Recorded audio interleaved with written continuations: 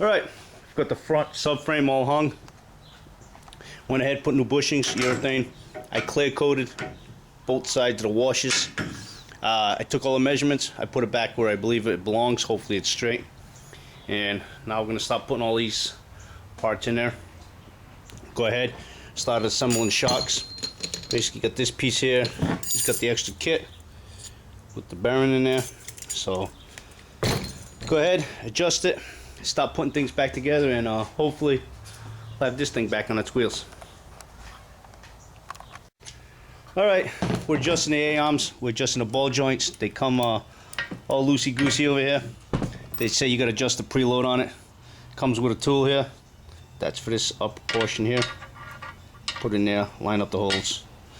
Also comes with a middle piece that turns and locks it, tightens up your ball joint. We're using a 1-inch open wrench to hold that down, and that's a 1/2 inch. Just gonna back them up. As you can see, use a 1/2 inch on here. You can use the 1 inch. That's just to tighten up the preload. First you gotta loosen that up, then you'll tighten up the preload on there. Then when you're done, it's the exact opposite. We're using 5 foot-pounds with this alone here. Putting this in there, and we're using 5 foot-pounds. That seems to give us a good sturdy tightness on there. And after that, you got to put them both together. You got to turn one clockwise and the other one counterclockwise. You got to reach 25 foot-pounds in order to get that in there. That's just a preload. I mean, you can make it a little stronger if you want, but that's what we're going to go with right now. 5 foot-pounds seems to be a good number for us. We're going to try it out. If it doesn't like it, we'll adjust it on the car later. Alright, we're going to go ahead and loosen this up. As you see, got the tools in there. That's it. Now, with that loose, you can take the other tool, put in there. We're going to put it down with 5 foot-pounds so we can adjust. That's what we found that we like right now. Like we said, the adjustment could change later on, but by turning it, we'll get 5 foot-pounds in there, and that'll get this good and tight. I'll get back to you once we talk it down. Alright, forgot to mention one thing. They recommend that you put a little bit of grease in there so you can see it coming out of this side. I mean, they got a little grease, but we're going to put some more grease. That's what they recommend before you torque it down. So we'll add the grease. Basically, take the torque wrench, put in here. We've got a 5 foot-pounds. Going to lock it in place. Take the two, put them together. The bottom tool there and that center tool. It'll lock everything in place. It's going to be the same for both sides. I'm not sure if the top's like that. If it is, I probably won't show you, because if the top's the same, you'll get the idea. If not, I'll get back to you and show what the top does. Alright, the upper ball joints adjust the same way as the lower ball joints. We put it in there 5 foot-pounds, then we put this piece back in, lock them together at 25 foot-pounds. Now if the 5 foot-pounds isn't enough, which is pretty strong, believe it or not, change it later on. Now we're going to assemble the bottom A-arms here. Okay, now since he's going with a coil over, it comes with this plate system. Now this plate system, if you look at it, there's an arrow in there. I'm not sure if you can make it out or not, but there is an arrow. You can barely make it out here. But they recommend that arrow there you go, you can see it there, go towards the ball joint. So that's how that will get mounted in there. Now, in order to use the coilovers usually come this portion here already on the coilover itself. Here, what we did is we took the retainers out, pressed them out, and now this portion will go in there. So basically, got to take these out, put a coilover, goes on that plate. As you can see, put some lubricant in there, and we'll get it ready to put on. Right, we're going to start by installing the upper A-arms. Now, basically, the shims that I had taken out of here that belong to there, they recommend that you put the shims back where you found them, so when you bring it to the alignment shop, it gives them a baseline where it's going. So, gone ahead, I actually marked all this stuff before I took it out, and put the shims back in here.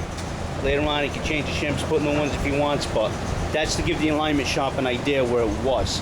Now, the bolts here, we're going to go ahead and talk them to factory spec. I got everything written down here. Go ahead, we'll give them a torquing, and then we'll put the passenger side in, then we'll put the lower ones in. But remember, when you do this, when you take them off, mark your shims, put them in a bag. Same with the front and rear. That way it gives the alignment shop somewhere to start off, so they're not trying to guess where the frame's at. Okay, final pass. Things all torqued down, all the shims are in place. We actually, right here, it's got a deeper groove. See it? That's to add more casting and camber to your parts. We're going with the factory setting for now. If you want, you can change that later on. You can also change these out, finds a new pressure pair. But it's basically it for the A-arms and the top part. Now we're going to go ahead and assemble the bottoms. Okay, I'm going to go ahead, mount the coil over to this bracket, which goes inside the basket there on the A-arm, the lower A-arm, with the arrow here. This part here, the buttons go towards the arrow section. Here, that's how they're telling us to assemble it. So, I've gone ahead, I pulled the little sleeve that was here out, I put it in here. Remember earlier we pulled out the stock unit? Now we got that little sleeve in there. I got the bolt, goes in there, along with the locking nut. Go ahead, slide this in there, and then this plate goes on to the lower A-arm into this basket here, and we'll tighten that down once we get it in the car.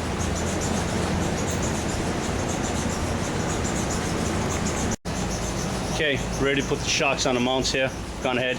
We've chosen, they don't give you any torque specs, so we're gonna go, since it's a 3/4 head, we're gonna go with 60 foot-pounds. We've already done it once. We're gonna just double check it here. Like I said, we're gonna go 60 foot-pounds. Put this in here. Nope, just a little tight. There you go, 60. We feel that's comfortable for us. Like I said, they don't give you any torque specs. Got a light drag on there. As you can see, those cushions are just very finely bent in there. We like that, so we're gonna go with 60 foot-pounds. We're at this point here, 65 foot-pounds for the upper ball joint, and you see it says 90 foot-pounds for the lower ball joint. Now, on a Firebird, we realize that the bump stop here has to face this way in order for the A-arms to line up top and the bottom. So don't put them the other way. We actually put them the wrong way the first time. Then we realized it wasn't lining up. We took them out, turned them around, put the bump stop towards the front. Put the shocks in here. That's 8 foot-pounds on that there. When we did the lower nuts on there, all that plate in place, we used 20 foot-pounds on the lower nuts. And just basically everything else to tell you to use the factory settings on it. So that's what we're doing. So we almost got this thing bolted in, and when we do, I'll get back to you and show you what we got done. Alright, there you go. We've got the upper and lowers, plus the coils in. Got the spindles in place. Gonna wait for new hardware for that. Now we're gonna go ahead and we're gonna start assembling all the tie rod ends. I purposely left the old stuff together so we can take a rough measurement here. We're gonna put this measurement onto the new stuff. That way we'll stay in the ballpark, and then he'll go out and have it aligned. But to keep it close, we're just gonna measure off the old stuff, and we're gonna transfer all those measurements to the new stuff, and then later on obviously he'll get an alignment and go from there. But for now, got these bag of parts. We'll put them all together and hopefully get something that looks like that. We'll put them on there, and we're getting close. All right, gone ahead. We've measured out tie rod ends to what the old stuff was. Now, this is just a rough estimate, obviously, but gone ahead, roughed it out, put it on there. That way it gives us an idea where we're at, actually. And we'll go from there. All right, guys, that's all I got for now.